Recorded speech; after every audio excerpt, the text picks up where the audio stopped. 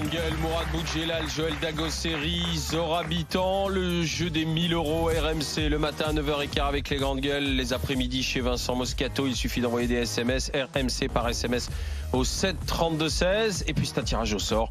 Et c'est vous qui jouez, c'est vous qui gagnez 1000 euros avec Moscato tout à l'heure à partir de 16h. Vous pouvez d'ores et déjà commencer à envoyer les SMS RMC par SMS au 7 32 16 pour gagner ces 1000 euros. Les GG veulent savoir ces fichus, foutus 80 km/h qui ont provoqué une partie de la colère de la population. Les sénateurs disent, parce que vous savez, les textes, c'est la navette parlementaire. Hein. C'est la vitesse de la navette parlementaire, c'est en dessous, très largement en dessous des 80 km/h. Hein. Donc les sénateurs revoient, disent aux députés, si vous voulez, nous on vous donne la possibilité, puisqu'on amende, de revenir à 90 km/h, là où vous le souhaitez. Cap ou pas cap, chiche ou pas chiche, est-ce que c'est une bonne idée? On en parle au 32-16.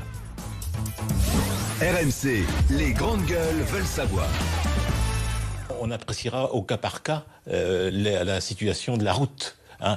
Si c'est une route qui est pour nous accidentogène, bon, on prendra les mesures qui s'imposeront en la matière. Laissons cette route à 80 km/h et laissons-nous le temps de voir au fur et à mesure des mois à venir quelle est l'évolution de la situation. Voilà, vous avez entendu des élus. Ça s'appelle l'autorité de l'État. Ah. Oui, mais l'autorité de l'État doit pas s'opposer au bon sens. Et les sénateurs, ils sont dans le bon sens. Ils disent, écoutez, c'est idiot d'avoir imposé à tout le monde la même règle, alors que toutes les départementales ne se valent pas, ne sont pas dangereuses, aussi dangereuses les unes des autres. Donc les sénateurs, ils ont adopté cet article qui donne au département le pouvoir de sélectionner quelques portions de route qui seraient concernées par la limitation à 80 km/h. Donc ça sera libre au président des conseils départementaux de dire si oui ou non, il repasse à 80 ou il laisse à 90. C'est un amendement qui a été voté dans le cadre du projet de loi d'orientation des mobilités qui en ce moment effectivement est en discussion au Parlement, donc il y a la navette parlementaire. Donc les sénateurs ont adopté cet amendement, ils disent attends, messieurs les députés, à vous de jouer. Alors le problème c'est que c'est une mesure défendue bec et ongle par Édouard Philippe, le Premier ministre, donc est-ce qu'il va faire preuve lui de souplesse? On n'est pas sûr, et laisser sa majorité se prononcer sur ce texte. Ça arrive dans un contexte de mauvais chiffres de sécurité routière, le nombre de morts sur les routes est en hausse de 17,1% au mois de février. Je rappelle aussi qu'il n'y a plus beaucoup de radars en fonction en ce moment, ce qui doit peut-être expliquer ce mauvais chiffre. Monsieur Mourad Boudjelal. Moi, je suis très partagé sur ce sujet. Je pense qu'il n'y a pas de route dangereuse. Il y a des voitures qui le sont et des conducteurs qui le sont. Et c'est d'abord contre les voitures et les conducteurs qu'il faut lutter. Alors, la limitation est une façon de lutter, mais je trouve on parlait tout à l'heure d'ordre et de répression. Moi, je suis pour une répression très forte contre notamment, ce qui pour moi est le premier fléau, les gens qui prennent le volant en état d'alcoolémie. Ça me paraît aujourd'hui une priorité. Je pense que si on veut commettre le crime parfait, on se bourre la gueule et on va tuer quelqu'un, on va prendre 2 ans de prison, ce qui est pas mal. Et ça, c'est tout à fait normal. Moi, je suis pour des mesures très très fortes, pour une tolérance zéro. Je suis pour zéro alcool au volant, avec des mesures très dissuasives, comme dans certains pays, qui peuvent aller jusqu'à la prison, de façon à ce qu'on arrête ce carnage sur les routes de France, de mecs qui, sous prétexte qu'ils ont fait la fête, sous prétexte qu'ils ne peuvent pas payer un taxi, prennent la voiture avec une dangerosité absolue, et qui, comme par hasard, s'en sortent toujours eux, en allant tuer des gens qui y sont pour rien, des enfants, des familles, et en prenant des peines de prison qui sont totalement ridicules par rapport au malheur qu'ils ont généré. Donc 80 ou 90, voilà. C'est accessoire pour toi alors. C'est accessoire, je veux dire, aujourd'hui, la dangerosité, c'est le conducteur et les voitures. Donc il faut un contrôle technique sur les voitures. Excusez-moi, mais un mec bourré à 60 à l'heure est beaucoup plus dangereux qu'un mec qui n'a pas bu à 90 à l'heure. Ça, c'est certain. Voilà, c'est certain. Eh oui. Joël et Zora alors. Ça se discute, mais bon, le 80 km/h. Voilà, l'autre jour je disais que c'est pas parce qu'on est au pouvoir et qu'on a été élu qu'on a que des bonnes idées et qu'on fait que des bonnes choses. Voilà une mesure qui est frappée pas du bon sens pour le coup. Parce que, alors, je l'ai testé, hein, j'ai pris la route, moi. Bourré au volant ? Non, j'ai rien compris. Hein, parce qu'on passe de 80 à 90 d'un petit tronçon à un autre. Donc j'ai essayé de comprendre pourquoi à ce moment-là je devais être à 80 et pourquoi pas loin derrière je devais être à 90. Donc effectivement, je pense que c'était vraiment une mesure pour rien.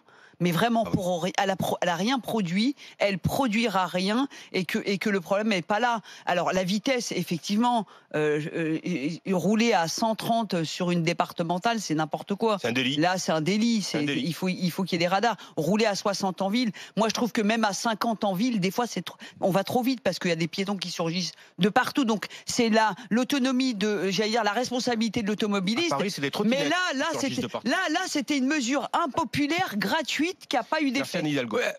Tu dis impopulaire, gratuite. Sauf que ça a été examiné par les préfets, si tu veux. On a regardé quand même localement ce qui se passait aussi. Du coup, les sénateurs sont des sages. On a des experts. Non, mais les sénateurs sont des sages. Les sénateurs, ils se font enguirlander dans les territoires par la population. Si tu veux, donc ils réfléchissent aussi, les sénateurs. C'est politique. Moi, je voudrais qu'on ait une carte de l'accidentologie, qu'on me dise si là on doit revenir à 80 ou 90, et qu'on examine ça précisément, et que ce soit pas uniquement du ressenti politique des sénateurs. Joël Dagosseri. C'est exactement ça. C'est-à-dire que voilà, j'ai un rêve dans ce pays, c'est que tout d'abord on évalue. Oui, I have a dream. Tout d'abord, on évalue. Tu vois, on évalue les politiques, c'est-à-dire qu'on va sur les routes, on fait une carte accidentogène, on regarde quelles routes sont mauvaises, on répare les routes, et puis ensuite, si ça ne suffit pas, à ce moment-là, on prend des mesures qui sont, comme la limitation de vitesse, comme a pu faire Édouard Philippe. Mais ça vient en dernier. Ça vient après une évaluation concrète, une présentation de résultats, avec des moyens qui sont mis sur les infrastructures. Et à la fin, c'est la limitation de vitesse. Mais le problème, c'est quoi? Moi, je te dis, le problème, c'est le quinquennat. Moi, je suis pas pour le quinquennat. Je te dis tout de suite, le quinquennat m'allait très bien. Non renouvelable. Avec un militaire. Très bien. Peut-être pas. Mais le problème, c'est le quinquennat. Et le quinquennat, ça oblige à avoir des résultats vite, tout de suite, des actions, tout de suite, vite. Pas d'évaluation. Et parce qu'il faut se faire réélire. Et parce qu'il faut des résultats avant qu'on puisse démarrer une nouvelle campagne. Donc, c'est-à-dire 4 ans, pas 5 ans, mais 4 ans. Et donc, c'est ça le souci. C'est qu'on n'a plus le temps de faire une politique longue et une politique efficace. Non, parce qu'ils étaient déjà aux affaires, en même temps, les accidents, c'est pas 81 à l'heure, quoi. Oui, mais bien sûr, bien sûr. Mais c'est vrai que le bon sens aurait voulu qu'on commence par ça. On commence par évaluer. Alors attendez, on va rappeler quand même la genèse du 80. Il y a eu une expérimentation dans plusieurs départements, 2 ou 3, je sais plus. Bon, le problème, c'est qu'on n'a pas été au bout de l'expérimentation, que donc la publication de l'évaluation était contestable, et que Édouard Philippe, tout d'un coup, parce que c'était pas une promesse de Macron dans sa campagne, a décidé d'imposer le 80 partout. Et c'est une mesure très parisienne. Et je pense qu'à Matignon, ils se sont pas rendus compte de l'impact que ça pouvait avoir dans la vie des gens qui ne vivent pas à Paris. Le résultat était encore meilleur à 70, et je te parle pas du résultat sur une étude à 60 à l'heure. Rappelons que le 80 km/h, c'est pour les voies qui sont à double sens, et là où il n'y a pas de séparation. C'est énormément de voies en France. Donc c'est quand même assez spécifique. Mais tu vois, ça concerne beaucoup de routes. Ce qu'on pourrait envisager sérieusement pour lutter contre ça, c'est, je pense que le permis à vie, aujourd'hui, avec les histoires de points, est une aberration. Tu voudrais le faire repasser, toi? Moi, je vous dis sincèrement, je suis pas le meilleur conducteur du monde. Aujourd'hui, j'ai une voiture, je conduis, mais si je devais passer le code, je le loupe. C'est clair. Je le loupe. Enfin, le 80 km/h, tu sais ce que ça veut dire, pas de 80. Oui, d'accord. Ça veut dire ne pas respecter. Oui. Mais voilà, c'est-à-dire qu'il y a beaucoup de gens au volant aujourd'hui dont on devrait refaire une remise à niveau et vérifier. Alors, je parle pas. Ce sont pas eux qui sont les plus dangereux. Moi, je croise beaucoup de gens qui ont peur de la voiture, quoi. Déjà, mais ce sont pas eux qui sont dangereux. Je pense qu'une remise à niveau. Ceux qui font les excès de vitesse, c'est pas les personnes âgées, par exemple. Parce que je sais qu'à chaque fois, on nous dit il faut que les vieux repassent le permis, haro sur les vieux. Mais quand tu regardes les statistiques, ce sont plutôt les jeunes qui se tuent sur les routes avec ce sentiment un peu d'immortalité.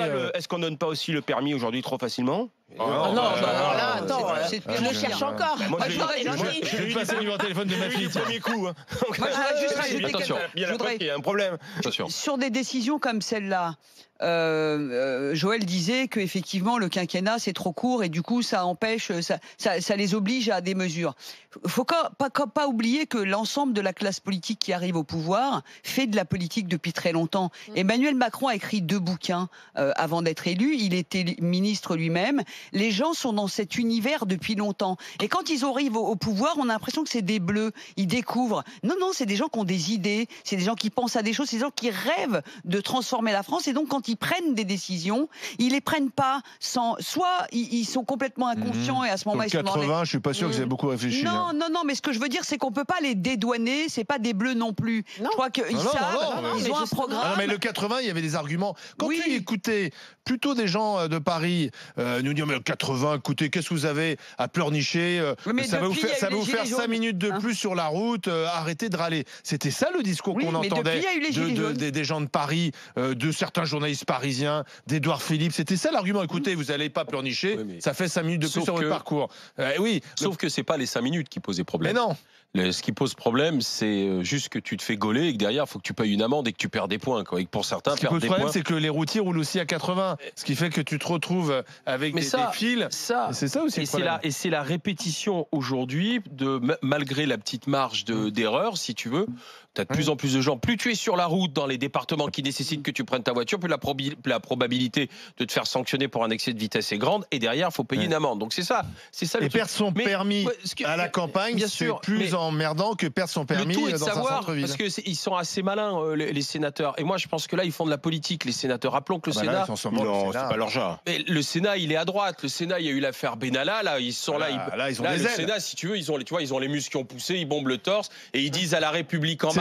C'est le moment des sénateurs. C'est ça, après 70 ans. Non, mais c'est ça. Mais aujourd'hui, les sénateurs, on n'oublie pas que les sénateurs sont les élus des territoires. Voilà. Et donc, les sénateurs, ils disent à la République en marche, députés, majorité, voilà, on vous fait une petite proposition, on vous la glisse. Allez, qu'est-ce que vous faites? Chiche. Allez-y, écoutez la sagesse des sénateurs. On s'en fout. On avait déjà dit pendant le grand débat. Mais tout le monde a une calculette, quoi. T'es pas loin. Prochaine élection. Joël. Non, mais Macron avait déjà dit pendant le grand débat qu'il n'était pas contre de revoir cette. Mais Édouard Philippe n'est pas d'accord avec ça. Oui, mais le problème, c'est qu'à un moment, il faut qu'il lâche. Le souci, c'est que je pense qu'il y a aussi l'ego qui dit j'ai pris une mesure, elle est bonne, je vais jusqu'au bout. S'ils voient que ça passe pas, à ce moment-là, qu'ils disent tant mieux. Non, mais ça, les politiques ont beaucoup de mal. Non, mais Mourad, il glissait manque d'autorité. Mais il ne faut pas que l'autorité devienne de l'autoritarisme un peu bête et méchant, quoi. C'est toute la question. Actuellement, le président est pour, il n'y a plus de débat. Sauf que le président était plutôt contre le 80. Il a laissé faire Édouard Philippe. Et aujourd'hui, c'est compliqué pour lui de dire à Édouard Philippe, écoute, il faut assouplir, etc. Il y a un jeu entre les deux, là. Où ta place au Premier ministre, il va vite choisir Édouard Philippe. Non, mais là, tu vois, tu disais qu'en plus, il y a cette proposition des sénateurs qui arrive le jour où on apprend que le nombre de morts est reparti à la hausse sur la route. Avec le 80. Avec le 80. Moi, j'aimerais bien savoir combien c'est plus 17%, c'est ça?